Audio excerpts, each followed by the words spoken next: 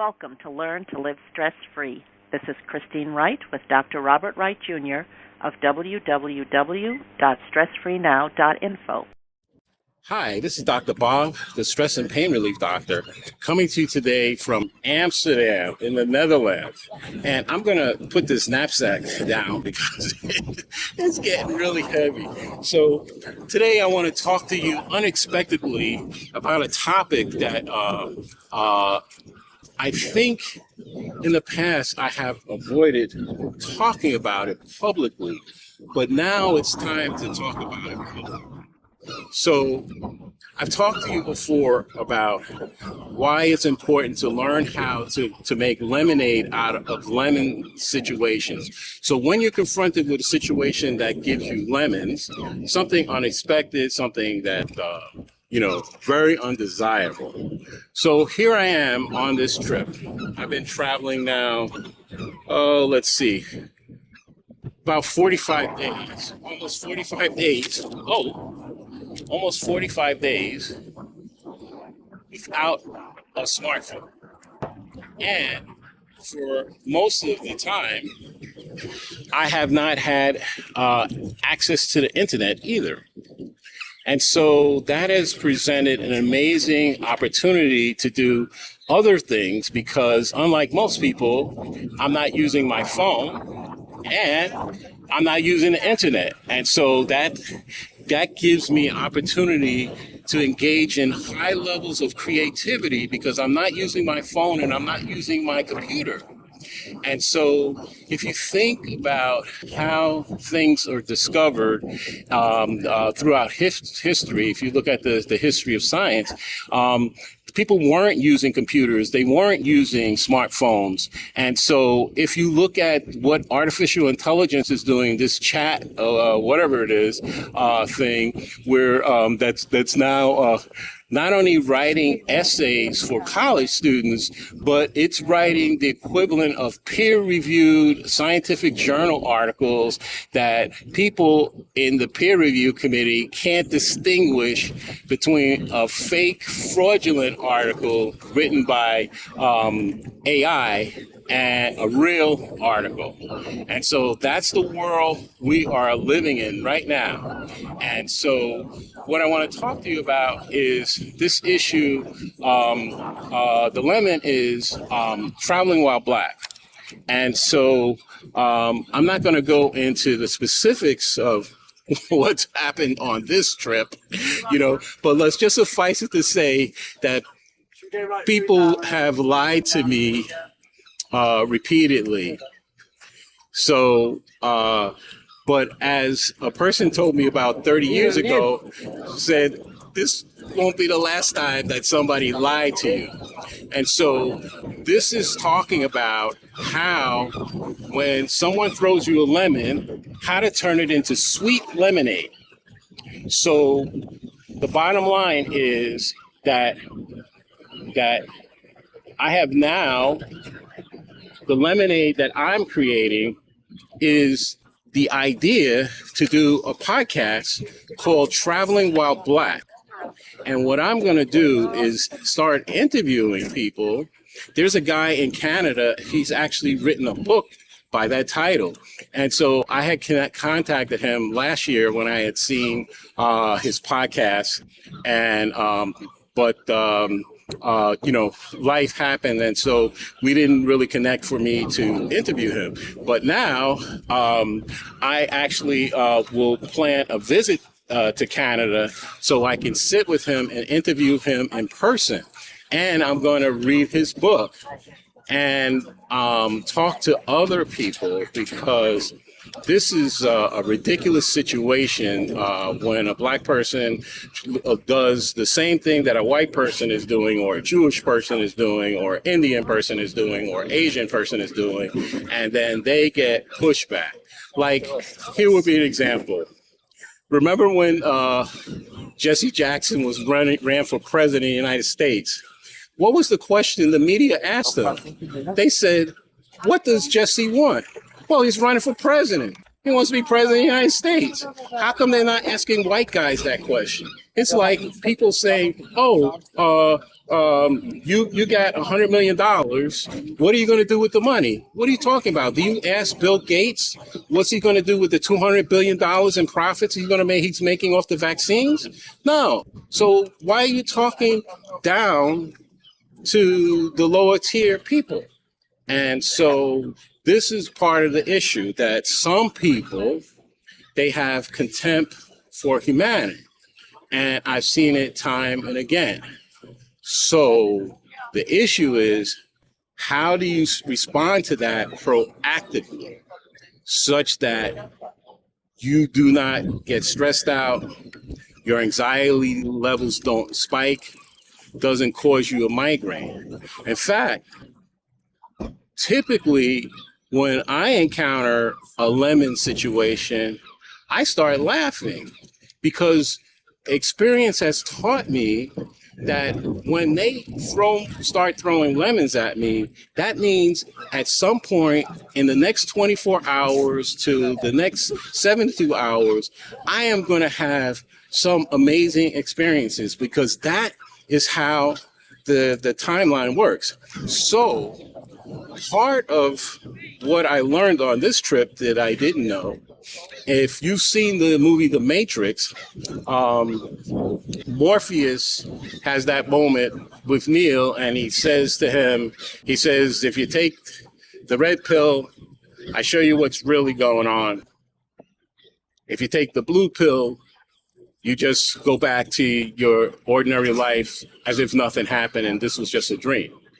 And so what I feel has happened from my travels is that I have been I have swallowed the red pill, because now I'm seeing the code behind the matrix in different events, which I never saw before. So part of it has to do with the fact that I'm not using a smartphone. I'm on the internet now minimally, and I watch almost zero TV. And also when I do watch TV, like if you put on the news, notice the difference between what's shown on the news from, say, 20 years ago to now. They have all that stuff floating and moving in the background. Well, did you ever ask yourself, what is that stuff in the background? Going down the side, going across the top. So as the people are sitting there, what is that? Well, that is subliminal messages and superliminal messages. The bottom line is that it's going into your unconscious and subconscious mind, giving you commands that you're not aware of it. So some people used to call that hypnosis. So when you watch television, you are actually contributing to being hypnotized voluntarily. So I'm not trying to tell you not to watch TV. I'm trying to let you know you need to be aware when you're watching television, you're being hypnotized.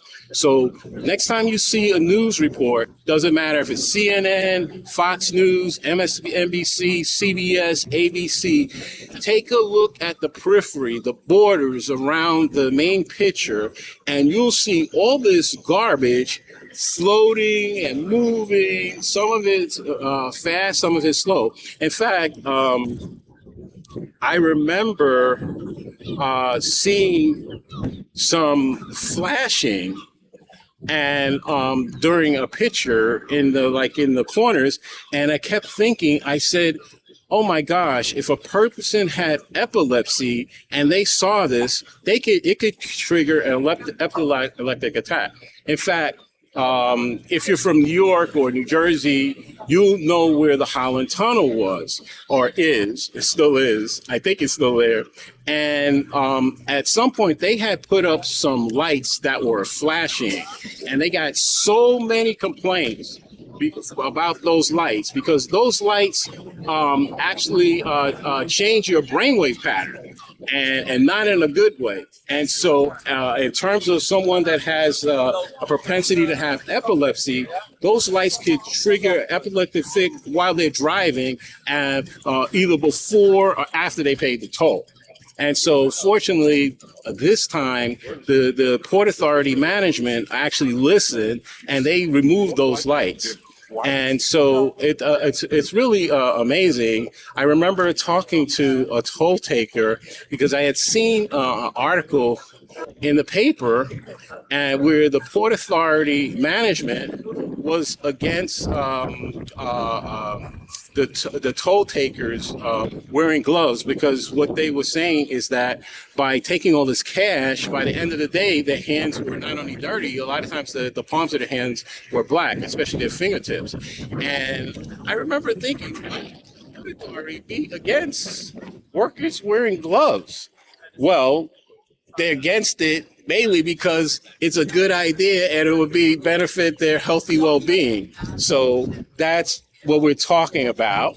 So here's how they solved that issue. They got rid of all the human toll takers. So now when you go through the toll, there are no people. And that is what the plan is for AI. They want to eliminate as many jobs as possible. And so here's the good news. The good news is that all those programmers that think they're so smart, the AI is learning how to program itself and is learning how to fix itself. So all those guys are going to be, all you smart guys, you geniuses, you're going to be out of work. Right now they have, I saw, this is over 10 years ago, I saw a TV program where they had a robot inside the hospital that was on a track, and it was doing rounds just like a doctor. Okay, they had buses and trains. This is over 10 years ago. So they were driverless, and then of course, like in the Washington D.C. Train system, it's a automatic train, and so the thing is, I remember going into Walmart and a big superstore, and they had no human cashiers. And I said, I'm not going to spend my money where there's no people. I said, people need jobs. So I said to a person, I said, where's the manager? They said, oh, we don't have a manager. The manager's not here. I said, oh, you're running a superstore and you don't have a manager? I said, where's the assistant manager? Because if you don't have an assistant manager, then I need to call your corporate office in Arkansas and let them know that you're running a store this huge with no management.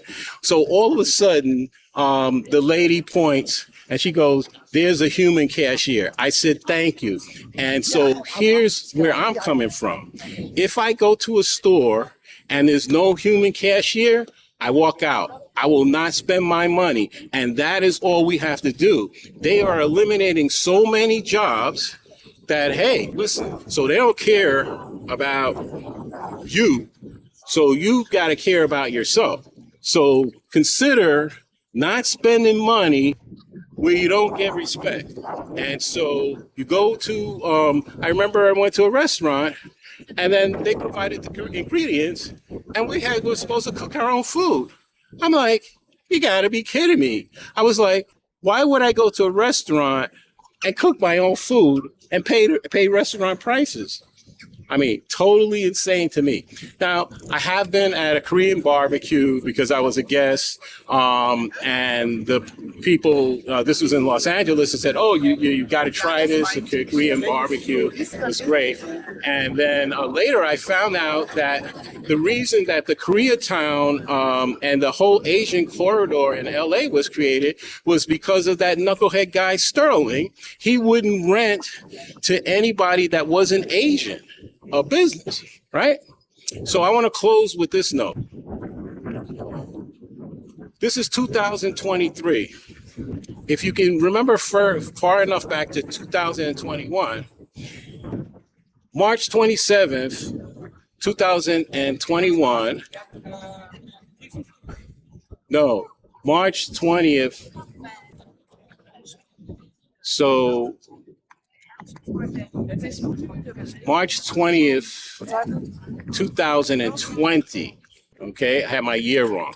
So March 27, 2020, the United States Congress passed the PPP legislation, right? And so this is where they distributed a lot of money to people, etc. So I think the first thing for the average person was $1,200 and $600. Oh, by the way, this is 2023, and I still haven't received my first and second stimulus. Okay, I never received those checks. So when I filed this time, so when I filed last year, my accountant said, "Oh, you've got to do an amended return from 2020. You can't put it on this return." So I started laughing. I'm like, okay. So here's the bottom line. Look at retrospectively what happened. You had the top dogs, Amazon, Walmart, Home Depot, Lowe's, all the big dogs. So if you owned a hardware store selling the same products that Lowe's and Home Depot did, you couldn't be open. The churches, the synagogues, and the mosques were all closed against their will, I might add. But get this, all the liquor stores were open because they were deemed to be essential businesses. So explain this to me. How could a liquor store be open and churches and mosques and synagogues are closed? So here's the best part. When they published who got the PPP money, guess who got the biggest amount?